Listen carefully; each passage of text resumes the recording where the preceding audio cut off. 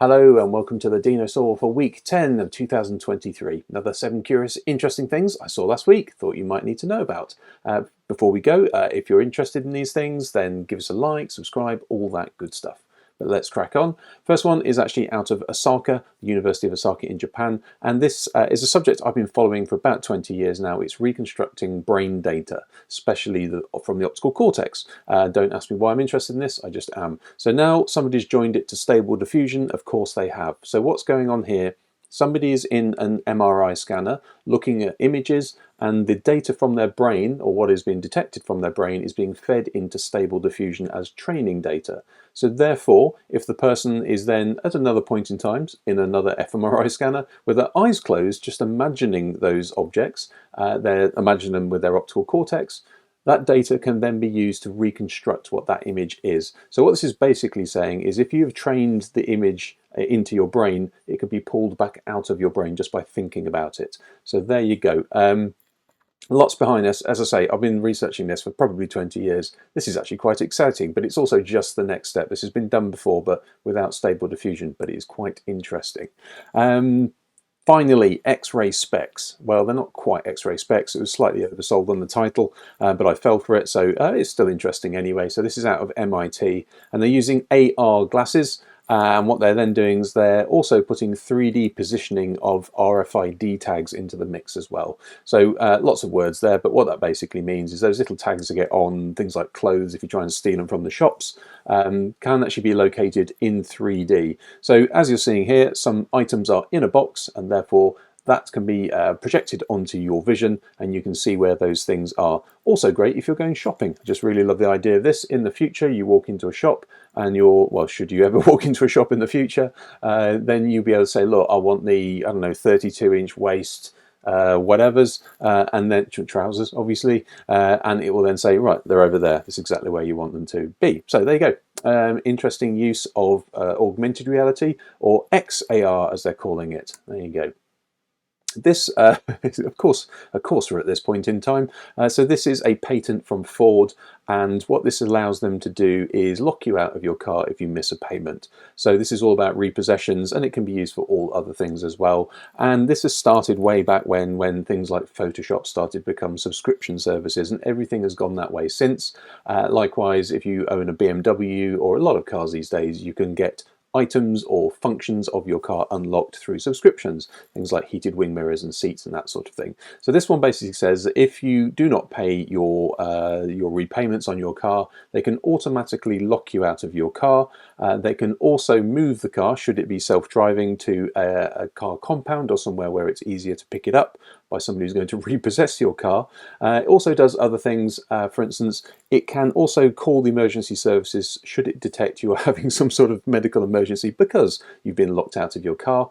There's also the descriptions in the patent as well about locking you out over the weekend so that it doesn't interfere with your actual work, so that you can actually earn money to pay your your subscription. So really, really interesting. Of course, this is where this is all going, but there you go. There's an interesting thing, if you look in the top right, by the way, you notice there's a little caption in the bottom left-hand corner of figure 2 that says closed garage, and this is obviously how they're imagining you would get around this, by actually putting some sort of tin foil box around it, or just putting your car in a garage, in which case they can't find it. But there you go. This is actually from YouTube's priorities address for 2023, i.e. what are their priorities. This is Neil Mohan, who, forgive me if I get this wrong, I think he's the Chief Product Officer of YouTube. And there's very thin on the detail in this one, but did mention that AI assistant is coming to the creators of YouTube videos. It wasn't exactly going into depth on it, but as you can see from the actual document, it says from virtually swapping outfits to creating a fantastical film setting through AI's generative capabilities. So you can imagine real-time video editing tools coming to YouTube Creator Studio anytime soon. So I don't know, as I say, what that's going to be, but that's definitely where that's going.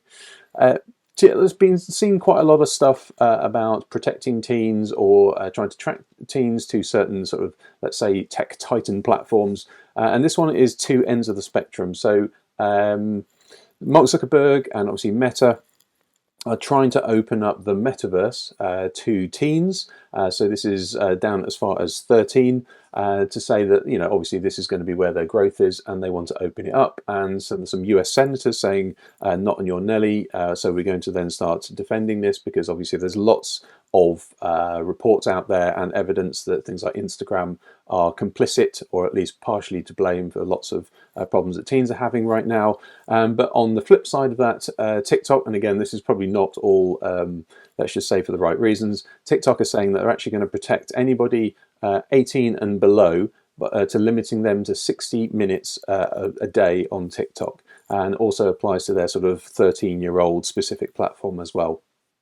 So yeah, great, protecting teenagers. But what a lot of people are saying is, well, what they're probably trying to get you to do is, of course, you can't restrict somebody to 60 minutes. So you're just going to lie about your age. And if you lie about your age, you're going to be over 18, of course, and therefore they can show you more adverts. That's probably what's going on there. Now, I might be wrong, but there's quite a lot of chat in the socials about that's probably exactly what's going on. But there you go. So it's now becoming a bit of a battleground, as it has been, but we're starting to see sort of movements either side. Madison Square Gardens is in the news, or it was actually in December, and now is again, because the laws are now being published about this. So this was a story last December where a lawyer went into Madison Square Gardens with their daughter, and then security then picked them up and said, no, off you go, you're not allowed in. So she asked why, and that turns out that she'd been spotted by facial recognition. And she's on a database because she's part of a lawyer's firm who had previously sued Madison Square Gardens. And that's why they got picked up and thrown out. And therefore, that's not right, because obviously they're using facial recognition not for the safety of their venue. They're using it out of essentially self-defense and spite. So anyway, so that's really interesting. There are lots of what they call biometric privacy laws in the US, and it's state by state at the moment. But that was a really good example of how it's being misused by Madison Square Gardens. There you go. And finally, this is hopefully some good news. This is Pokémon Sleep. This was mentioned a while ago, but it's finally looking like it's going to actually be released. So this is a sleep tracking app. And if you're into your Pokemon, this is exactly what you want. So think about Pokemon Go, but for sleep. So you put your app next to your bed as you go to sleep, and it detects what sort of sleep you're having. And there are three sorts of sleep. There is dozing, snoozing, and slumbering. And depending on what sort of sleep you're having, it will attract different Pokemon during your sleep. And the more sleep you have, the more chance you have of getting higher priority Pokemons.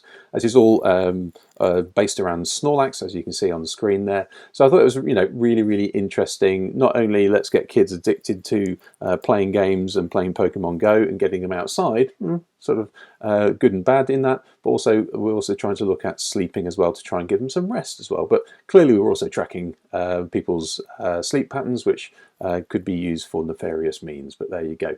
Pokemon Sleep, look out for that. Hopefully that was interesting. Hopefully you enjoyed it. If so, give us a like, share it with somebody interesting, and I'll see you next week.